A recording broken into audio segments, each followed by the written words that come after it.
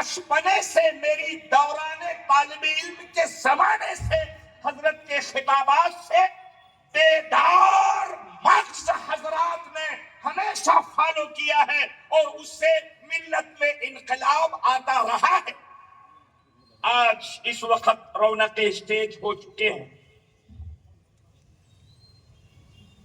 میں حضرت سے اجازت چاہتے ہوئے بات، حاضرین کرام، وہ سحر جو کبھی فردا ہے کبھی ہے امروز، نہیں معلوم کہ ہوتی ہے کہاں سے پیدا، وہ سحر جس سے لرزتا ہے شبستان وجود، ہوتی ہے بندہ مومن کی عزا سے پیدا۔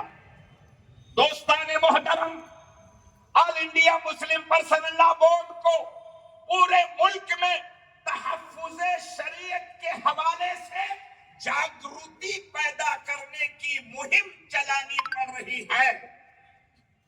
اچھا ہے، یہ کام ہونا چاہیے۔ آل انڈیا مسلم پرسنل لا بورڈ حکومت کے غلط پالیسیوں کو نظر رکھ کے شریعت کو بچانے کا کام آل انڈیا مسلم پرسنل لا بورڈ کرتا رہا ہے اور انشاءاللہ کرتا رہے گا، مگر ساتھ ہی ساتھ یہی بورڈ اور بورڈ کی جانب سے یہ خادم آپ کے درمیان کچھ سوالات قائم کرنا چاہتا ہے کہ اگر حکومت کی جانب سے ان کی گندی ذہنیت کے بلبوتے کوئی کام شریعت کے ورودھ میں پارلیمنٹ میں پاس ہوتا ہے تو ہم مسلمان آل انڈیا مسلم پرسنل لا کو سپورٹ کر کے اس کا ورودھ کریں گے اور کرتے آ رہے ہیں اور کریں گے انشاءاللہ۔ آج وقت کا ترمیمی قانون 2025 حکومت نے سنکھیا کی بنیاد پر، حالانکہ لنگڑی لولی سنکھیا ہے، اس کے باوجود سنکھیا کی بنیاد پر پاس کر لیا۔ مسلمان اور بورڈ اس سنکھیا کے پاس کیے ہوئے قانون کو آج بھی رد کرتے ہیں اور جب تک یہ قانون واپس نہیں ہوتا یہ پورا جن آندولن بھارت میں کرتے رہیں گے اور حکومت کو قانون واپس لینے پر مجبور کرتے رہیں گے۔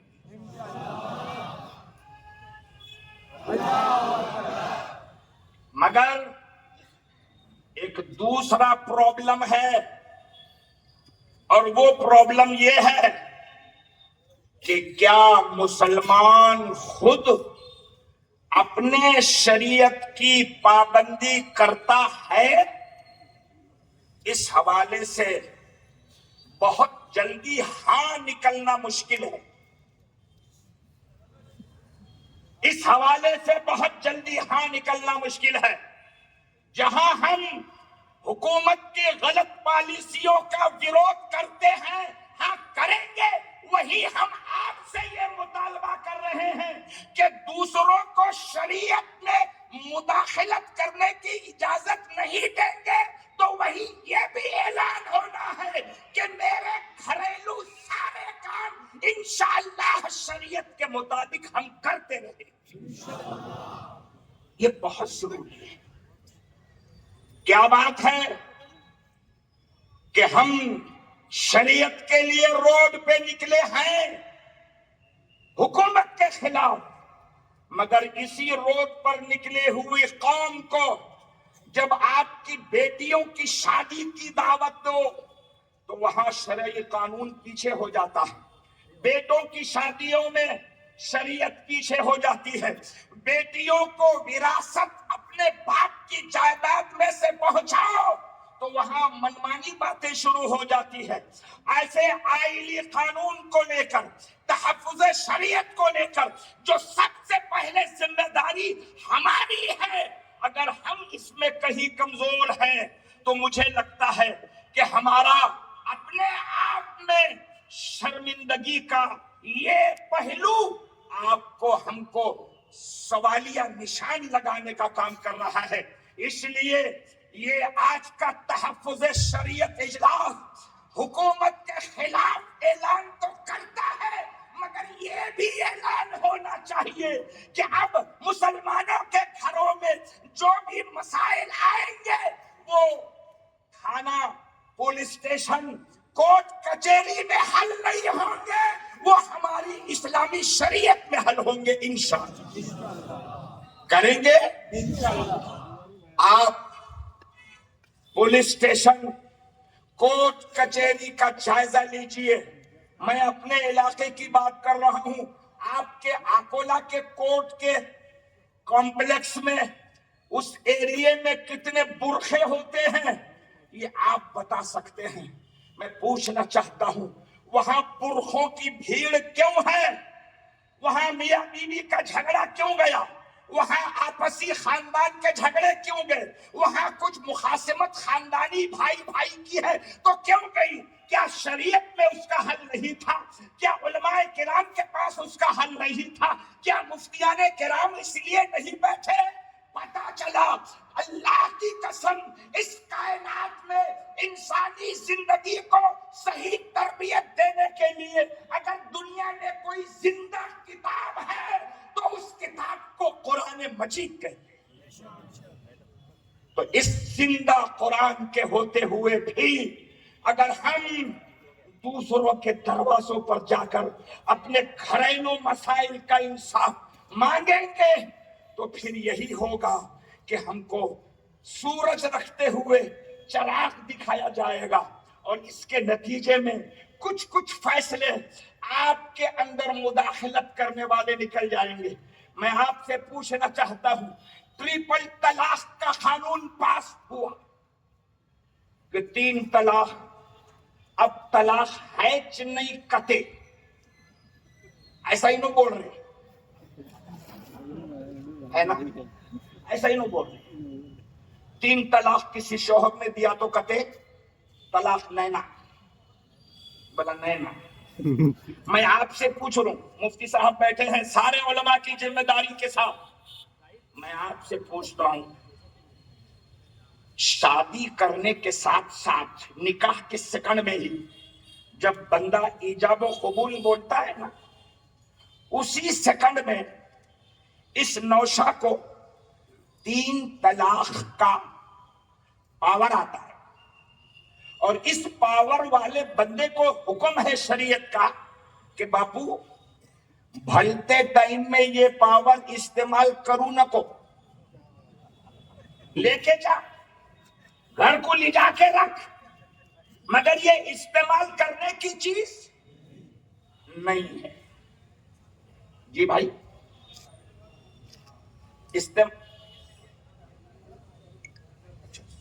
اذان بھی ہو رہی ہے اور صدر محترم بھی تشریف لا۔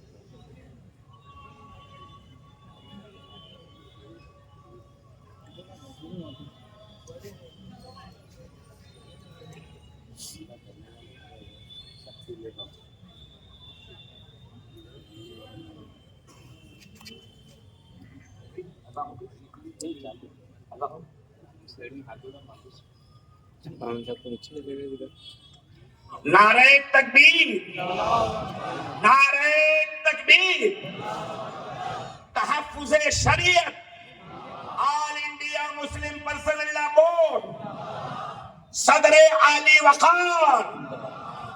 الحمدللہ جن عظیم ہستیوں کا آپ ہم سب مل کر انتظار کر رہے تھے وہ شہنشین پر جلوہ بار ہو چکے ہیں۔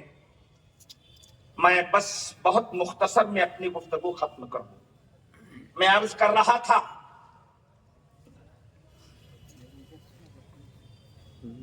کہ 3 طلاق کا قانون پاس ہوا۔ نکاح کے وقت یہ میاں کو ایجاب و قبول ہاؤ بولتے 3 طلاق کا پاور ملا، اور ساتھ میں اسے شریعت نے یہ سبق سکھایا کہ بابو یہ 3 طلاق کا پاور لے کے تو جا رہا مگر بھلتے وقت میں استعمال کروں نہ کو. آپ کو پتا ہے طلاق کے لیے قانون ہے. عموماً میرے سماج میں طلاق جھگڑے میں ہو جاتی ہے کہ پیار محبت میں طلاق ہوتی. میاں بیوی بہت جڑ کے ہے, ایک دوسرے سے پیار کر رہے اور اچانک 3 مرتبہ ہوتا. کیا ایسا؟ زور سے بولو نا. میں بول رہا ہوں, سمجھ میں آ رہا کہ نہیں؟ کیا تم یہ مراٹھی مدی کائی بولو کا اردو मध्ये जर समजू शकले नाही तर मराठी मध्ये म्हणतो सर मला काय नाही तसा इथे पण येते काहीतरी.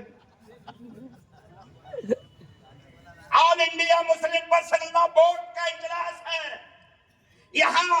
आपको तो फिर भी साधारण जबान समझ जाती है.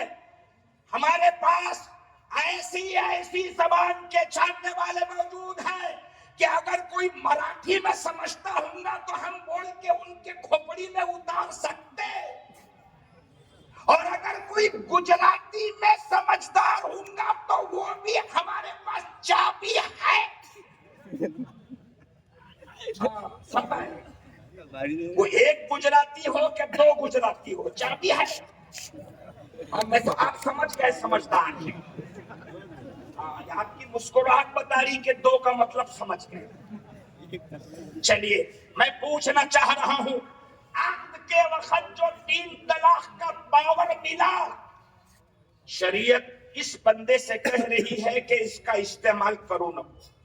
आपको एक सबक दे दूं, उलमा बैठे हैं. निकाह जो है ना, निकाह शादी करना, ये पूरा खानदान शादी करने में लगता है. 6 महीना साल भर लग जाते हैं एडजस्टमेंट करते करते, फिर इजाब कबूल होता है.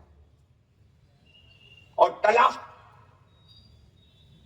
कितने खानदान वाले जुड़ते हैं और तलाक होती नहीं. इन्हें मुंह से निकाला, बाद में लोग आके रो रहे मुफ्ती साहब के पास कि मेरे छोकरे ने 3 दे दिया, अब तुम ही रास्ता निकालो. सुन लो कानून, निकाह खानदान के बगैर 2-4 लोगों में 1 टाइम बैठ के हो सकता है. 1 टाइम बैठ के निकाह हो सकता है, शरीयत में इसकी गुंजाइश है. लेकिन तलाक के लिए शरीयत का कानून है कि 1 टाइम तलाक मत दो. ये मालूम आपको? जरा हाथ उठा के बोलो कितनों को मालूम है तलाक? ये 1, 2, 10, 20, 100, 200. सुनो, अगर निकाह करने का शौक है और हाँ होना चाहिए तो फिर है निकाह का शौक रखने वालों, तुम्हें कानून है कि इसके नतीजे में जो पावर आ रहा है उसके इस्तेमाल की शरीयत ने क्या तरतीब बताई है, वो तरतीब भी तुम्हें निकाह से पहले जानकारी में रखना चाहिए. जब वो तरतीब रखोगे तो फिर उसे एक्सीडेंटली तलाक नहीं दोगे. तो हमारे शरीयत में हुक्म है कि कोई शौहर अपनी बीवी को एक साथ 3 तलाक नहीं देना. तो माझ्या कुरानच्या संविधानामध्ये असा उल्लेख आहे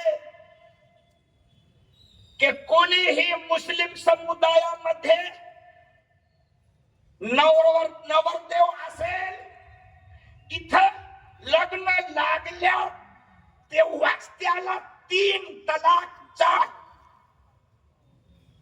बंदूक मध्ये गोळ्या मिळाले, पण ते गोळ्या कदाचित ते वापरू शकत नाही.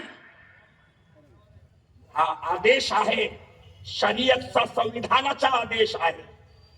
मैं आपसे पूछ रहा हूं, इस आदेश को पालन करते हैं हम? नहीं.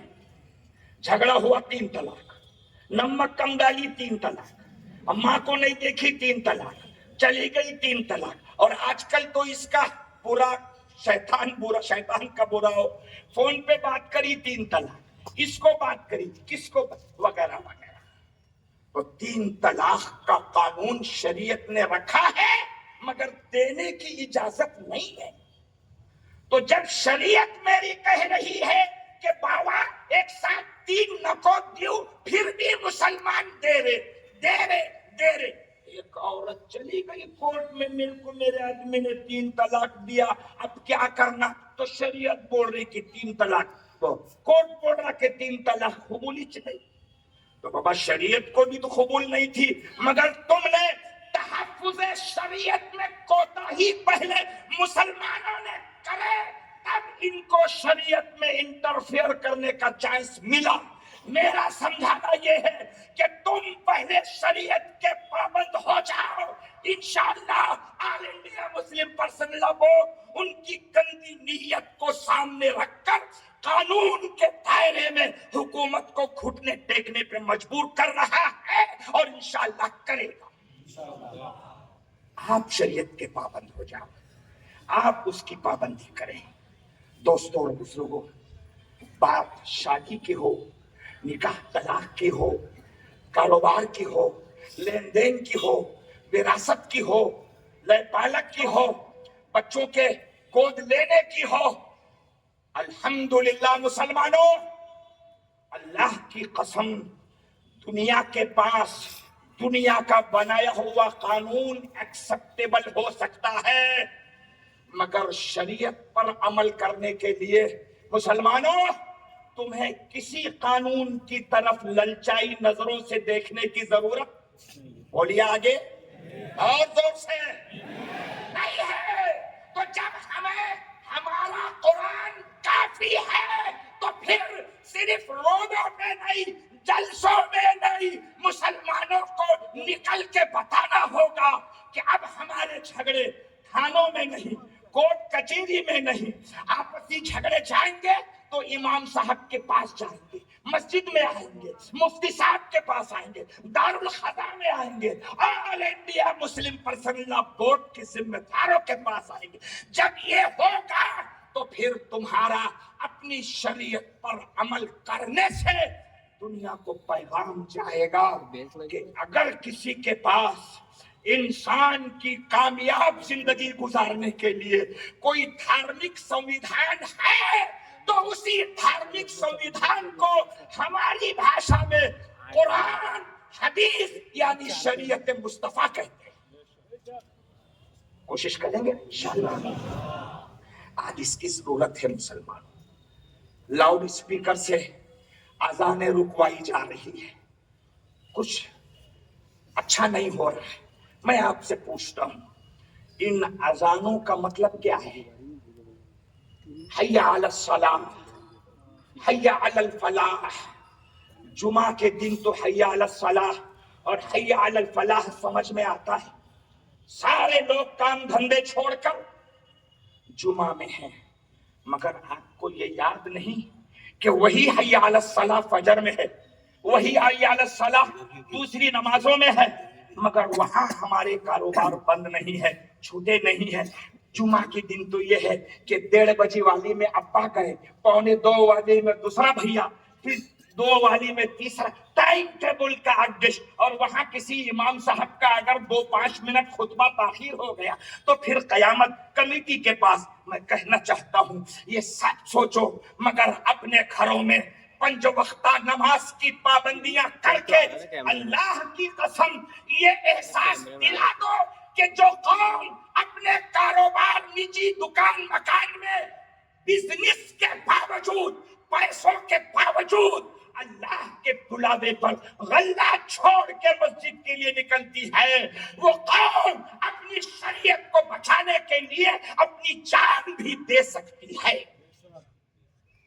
آپ کی طرف سے یہ امید ہے قرآن بھی بچائیں گے اور ہمارے ملک میں انسانیت کے ساتھ پورے سماج کو ساتھ لے کے چلنے کے لیے ہم کو ڈاکٹر بابا صاحب امبیڈکر کا دیا ہوا سنویدھان ہے۔ تو پھر 2 لفظوں میں بات ختم کر دوں اور اپنی جگہ لے لوں، وہ یہ کہ ہم ہندوستانی مسلمان اپنی دین کو بچانا بھی جانتا ہے اور ملک بھارت کا سنویدھان بھی بچانا جانتا ہے۔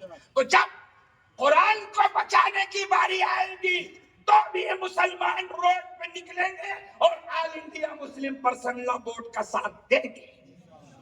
اور جب سنویدھان کو بچانے کی باری آئے گی تو بھی سب سے پہلے ہم مسلمان روڈ پہ نکلیں گے اور بھارت کو بچائیں گے, بھارت کے سنویدھان کو بچائیں گے. السلام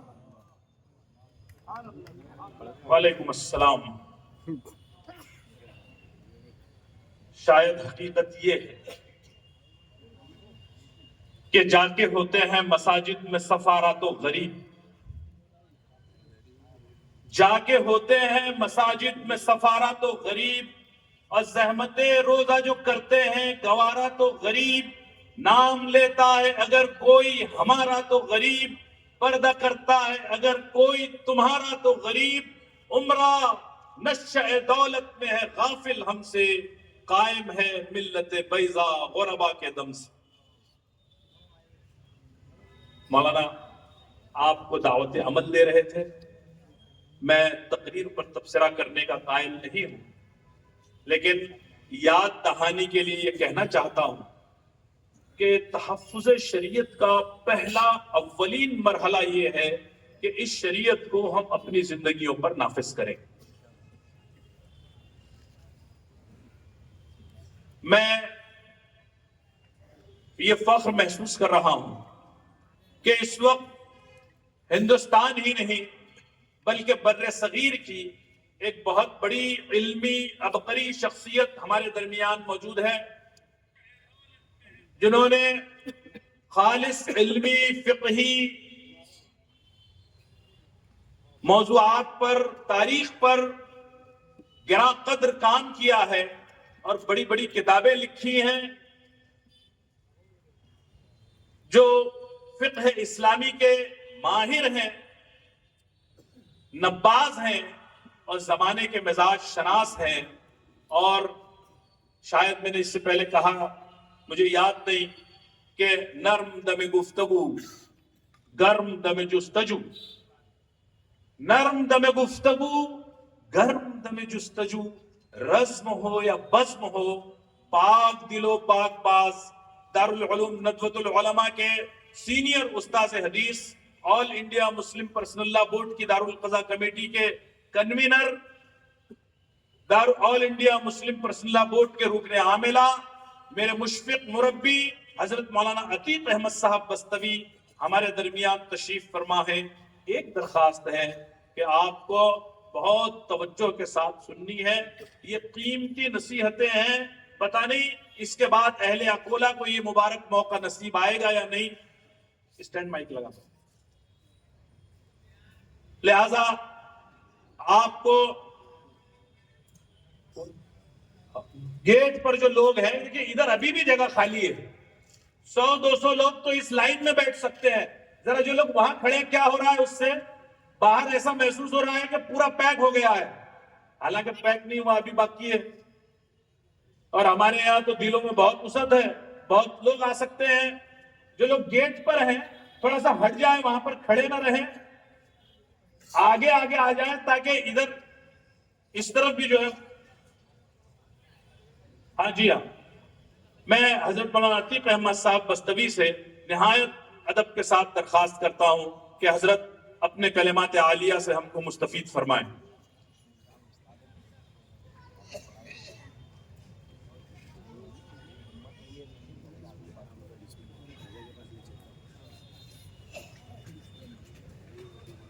ڈسپلے خراب ہو گیا ہے, میں کوالٹی نہیں دے رہا ہوں, پن دے ہوئے.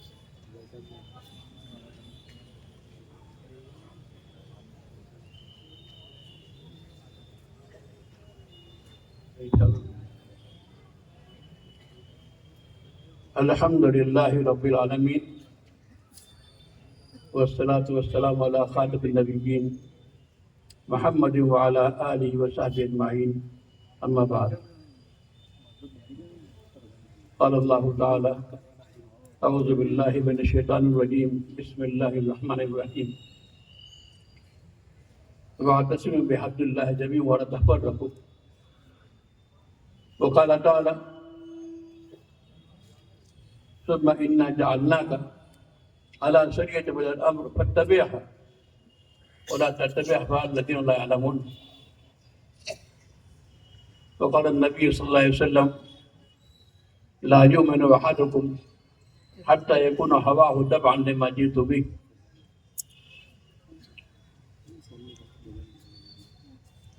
ہم سب کے مخدوم و بزرگ صدر آل انڈیا مسلم فصلہ بورڈ حضرت مولانا خالد سیف اللہ صاحب رحمانی دعوت برکاتہ اور ملت اسلامیہ ہندیہ کی دل کی آواز اور ملت کے ترجمان حضرت مولانا عبید اللہ اعظمی دعوت برکاتہ اور اسٹیج پر تشریف فرما حضرات علماء اور خدا خاص طور سے میرے انتہائی عزیز اور تعلق رکھنے والے حضرت مولانا اشفاق صاحب قاضی شریعت اکولہ، مولانا طبیعت عالم صاحب آرگنائزر دارالقضا کمیٹی اور انڈیا مسلم فصلہ بورڈ، اور اس مجمع میں تشریف فرما تمام علماء، نوجوانوں، دلمندوں، یہ بہت ہی تاریخی وقت ہے، تاریخی گھڑی ہے اس آبادی کے لیے۔ میں سمجھتا ہوں کہ ایسی دو عظیم شخصیات کا آپ کے بیچ میں ہونا، حضرت مولانا خالد سیف اللہ صاحب رحمانی کا، حضرت مولانا عبید اللہ اعظمی کا، یہ بڑا تاریخی لمحہ ہے، اور یہ حسن اتفاق اور حسن سعادت ہے کہ آپ حضرات کو اس اجلاس میں شریک ہونے کا موقع ملا۔ میرے بزرگوں اور دوستوں، ہم سب کو معلوم ہے کہ ہم ایک خاص عقیدہ، خاص مذہب کے حامل قوم ہیں۔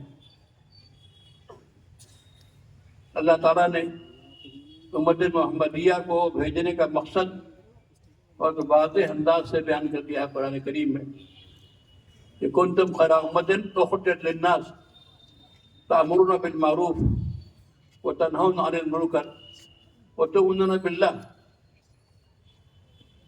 تم سب سے بہتر قوم ہو، امت ہو، سب سے بہتر امت ہو جو سارے انسانوں کے لیے پیدا کی گئی ہو، سارے انسانوں کی بھلائی کے لیے، سارے انسانوں کے خیر خواہی کے لیے، اور سارے انسانوں کے غم کو پینے کے لیے اور اس کا حل نکالنے کے لیے۔ اور تمہارا کام کیا ہے؟ تو اچھی باتوں کا حکم دیتے ہو، بری باتوں سے روکتے ہو، اور اللہ پر ایمان رکھتے ہو۔ اللہ پر ایمان، عقیدہ توحید، عقیدہ رسالت، عقیدہ آخرت، یہ ہماری اصل پونجی ہے۔ ہمارا وجود مسلمان کی حیثیت سے اسی عقیدے سے عبارت ہے۔ اگر خدا نخواستہ کوئی مرحلہ ایسا آتا ہے کہ اس عقیدے کی دولت سے محروم ہو جائے، خدا نخواستہ، اس سے بڑی کوئی محرومی نہیں۔ سب سے بڑی اللہ کی نعمت اس کائنات میں ایمان و توحید کی نعمت ہے، اور ہمیں اس کی فکر کرنی چاہیے۔ یہ نعمت توحید کی، رسالت کی، عقیدے کی ہم میں باقی رہے، مضبوط رہے، اور ہماری نسلیں بھی اسی عقیدے پر رہیں۔ اور ہم تو سمجھتے ہیں کہ اللہ نے ہم کو پیدا کیا ہے اس عقیدے کو سارے انسانوں تک پہنچانے کے لیے۔